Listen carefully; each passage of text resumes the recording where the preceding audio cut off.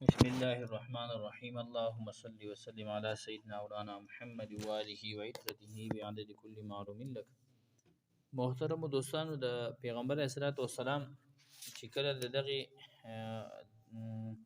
حلف الفضول او د دغه نه کله واپس شو، نو د پیغمبر اسلام تجارت کې مشغولېدل.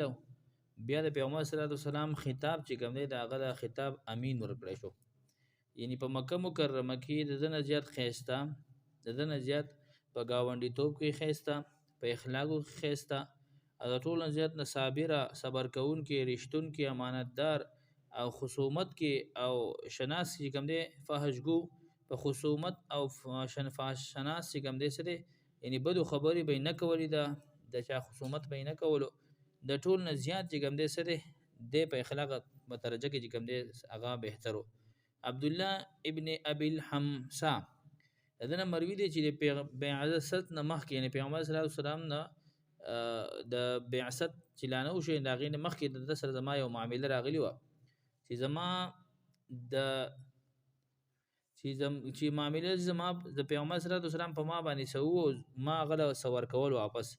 نو د پیغمبر صلی الله علیه وسلم یعنی مطلب ده د پیغمبر صلی الله علیه وسلم تما عرض وکړو چې تاسو دلته کې ایثار شي، زه اوس لږ ساعت کې چې کوم دی د کور نه راځم، یعنی زما څه ذمهواري وه پیغمبر اسلام له ما څه ورکول. نو ما پیغمبر اسلام سره ملاقات وکړو، نو ما ورته چې تاسو دلته کې ایثار شي او زه واپس راځم. نو اتفاقي کار و چې زه کور ته کله لاړم، نو زمان دا خبره هېره شو. چې هېره شو نو یو ورځ تېرېده، دوه ورځې، درې ورځې بعد ما ته یاد شو لکه ما خو پیغمبر صلی الله علیه وسلم د دې شي واده کړی و چې تا خپل ځای کې کښېنه زه راځم. واده مې رایاد شو، ډایرېک هغه ځای ته رالم چې رالم د پیغمبر صلی الله علیه وسلم د خپل ځای نه ډقېدلی هم نه دی، هغه ځای کې ولاړ دی.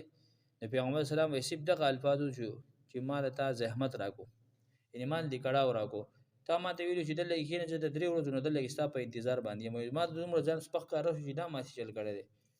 او زمانه جاهلیت کې عبد الله وایي چې زمانه جاهلیت کې پیغمبر صلی الله علیه وسلم سره د شریک تجارت ومه، یعنی ما هغه به یو د تجارت چې کوم دی کولو. کله مدینه منورې ته به حاضر شوم، نو ما ته به دا وفرمایل عرض به ما ته وکړو چې ته سره چې کوم دی تجارت کوونکي ستا سره شراکت کې چې څومره تجارت کوونکي نو په هغې کې ټول نه غوره ته ماته یي، ته ښایسته چې کوم دی تجارت کوونکی شریکي ملګری او جګړه چې کوم دی چا سره نه کې. قیس بن صاحب فرمایي مخزومي چې زمانه جاهلیت کې زه د پیغمبر صلی الله علیه وسلم سره په تجارت کې شامل وم، یعنی ما هغه په تجارت یو ځای کولو، خو د پیغمبر اسلام نه زیات رښتونکي ما چرته نه دی لیدلی. او د پیغمبر اسلام داسې هستي وه چې چا سره به جنګ جګړه به یې نه کوله، چا سره چې کوم دی کنځل منځل به یې نه کول. د پیغمبر اسلام داسې و.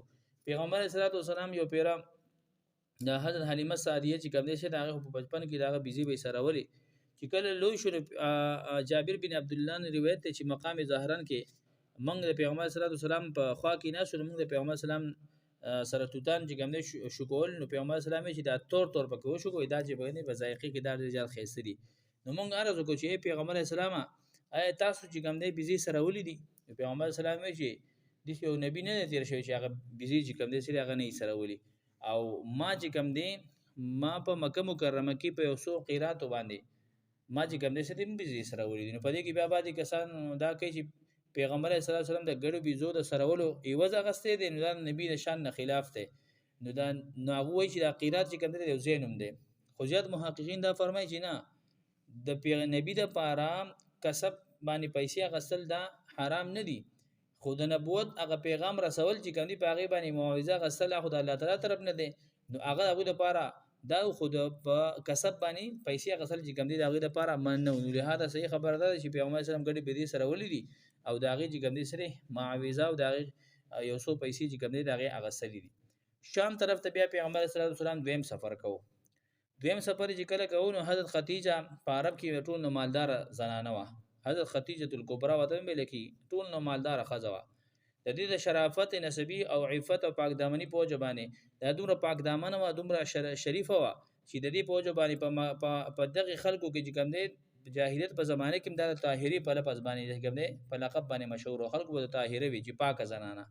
چې قریشانو به کله خپل سامان د تجارت لپاره ورکولو، نو دوی به ورسره خپل سامان ملګری کړي، ورته به وي چې دا د مضاربت په وجه باندې چې کوم دی زما دا ویسي، او چاته به وي چې ګټه وشي نو به تعالی دا پیسې در کوم. نو هغه به ښه د مکی مکرمه ټول سامان یو طرف ته کا او د خدیجه الکبرى چې کوم د تجارت سامان بل طرف ته کندي ډېر زیات سیواو.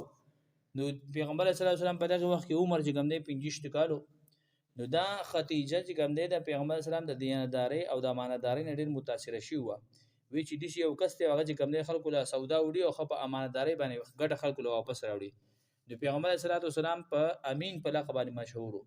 نو خدیجه ولګي د خپل غلام پسې ولګي چې پیغمبر اسلام ته وایا چې دې زله شام په تجارت لدی د به تعالی سستامانه تجارت ته پاتل کم دا به ویسي او چې تعالی نور سونه پیسې درکې دا غي نه دوچن د پیسې بدل زړه درکم خو زما سامان به ویسي تل کې تجارت د پیغمبر صلی الله علیه وسلم د خپل تر سره مشوره وکړه ابو طالب سره. ابو طالب ول اجازه ورکړ چې او لاړ شه چونکې دی خو په دغه وخت کې ابو طالب ډیر زیات پیسو حالات چې کمزورو. د پیغمبر صلی الله علیه وسلم سره دی خو خدیجه چې کوم دی خپل غلام میسره وسره ملګری کوي چې ته تجارت لپاره لاړ شه او دی بازار سودا چې کوم دی به خرڅ کړي. د پیغمبر صلی الله علیه وسلم شام په تجارت پای لاړو الته کې وسره یو راهب نستورات نومو. نو دی په یوځای کې پړاو ورواچو د نستوره راهب چې کوم دی عیسائی و دی راغی پیغمبر اسلام ته وی چې دا ماشوم دا خو بالکل اق نبی دی کم چې عیسی بن مریم چې کوم دی سره هغه مونږ ته ویلو چې دی یو نبی برادي بالکل دا هغه نبی دی او دا اخرنه نبی دی. او په دې خبره بیا دا خبره چې کوم دی سره دی کې مشغول شو ته وی چې اے میسرا د په دې سره کې د سرواله ولې دی. نو دی راهب ته دی راهب ته وی دی میسرا ته وی چې دا سرواله سره همیشه د پاره دی. نو دی راهب چې بالکل او دا هغه اخرنه نبی دی او عیسی علی السلام چې د چا زیره ورکړه هغه دا نبی دی. بیا دوی په تجارت کې مشغول شو. د په تجارت کې چې مشغول شو پیغمبر صلی الله علیه وسلم سره چې په دغه دوران کې یو کس چې کم دی سره جګړه د پیغمبر اسلام سره وکړه. نو د پیغمبر اسلام ته چې ته د لات او د عزا قسم وخوره چې زمانه په لات او په عزا باندې قسمی زبتا معاف کما. نو پیغمبر اسلام ته چې قسم خو چرته نه خورم او د چې چرته لات او عزا باندې تیرې کوم نو زه ډیر داغونه اعتراض کوم او کینا کړه کشي ته کوم زه دغه قسمونه ولي وخورم. هغه ستې بالکل ته خو رښتیا خبره کې تا چرته دروغ ویلم نه ستاسو خبره صحیح ده او ځکه چې ستاسو خبره ستاسو صفاتونه زمونږ علما چې کنه په خپل کتابونو کې کړی دي. مې سره وځ دا ټول حالات بیان ګوري. و د شان د تجارت نه چې پیغمبر صلی الله علیه وسلم واپس راغی نو خدیجه چې کوم خپل بانه خانه کې نه سوس ګوري پیغمبر صلی الله علیه وسلم باندې وریاس چې کوم سره هغه په فغن شوی دا او لپاسه پر راغله او بالکل هغه نور هغه ګرمي وته نه مسي. مې سره وته چې دغه شان موږ په سفر کې په سفر دوران کې دوه فرشتي راغلي او د پیغمبر صلی الله علیه وسلم نه چار چا پیری شو هغه چې کوم سره سورې په جوړ کړو. دا پیغمبر خدیجه په خپلم د حالات ولیدل او نور زنانه ته چې راشي تاسو موږ پیغمبر سلام باندې هغه وریاس چې کوم سورې په کړی دی داسې په شان شوکت کې را روان دي.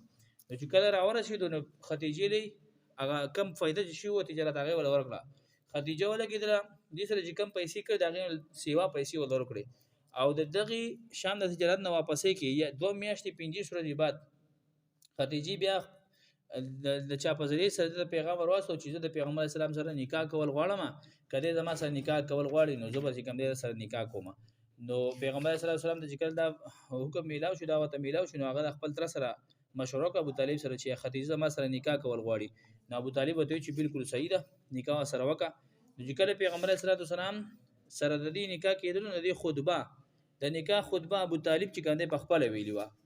ابو طالب د دې نکاح خطبه په خپل ویلی او وی چې دا محمد ته چې د قریش کوی د بسانه خیسته ځوان شرافت او فضیلت ولا ځوان څوک نشته دی که یو طرف ته د مکی مکرمه ځواني فضیلت او عقل شرافت راغون کې او بل طرف ته د چې کم دی راغون کې دی به کم دی درون بدی خو لیکن د نکاح د خدیجه سره کیږي او خدیجه چې کم دی طرف ته مایل لحاظ دي دوه نکاح چې کم دی هغه مونږ کو. نو د پیغمبر اسلام نکاح اولنې د خدیجه رضی الله تعالی عنها سره شوی دی. په دغه وخت کې د پیغمبر اسلام عمر چې کم دی 15 کالو او د حضرت خدیجه عمر چې کم دی 40 کالو. وای دی په دې مہر کې چې کم دی شل او خان چې کم دی په مہر کې مقرر کړو او حافظ ابو البشر دولامی چې کم دی فرمایي چې نه په مہر کې چې کم دی 12.5 توري او کې چې کم دی سره هغه مقرر کړی شوی چې نن سبا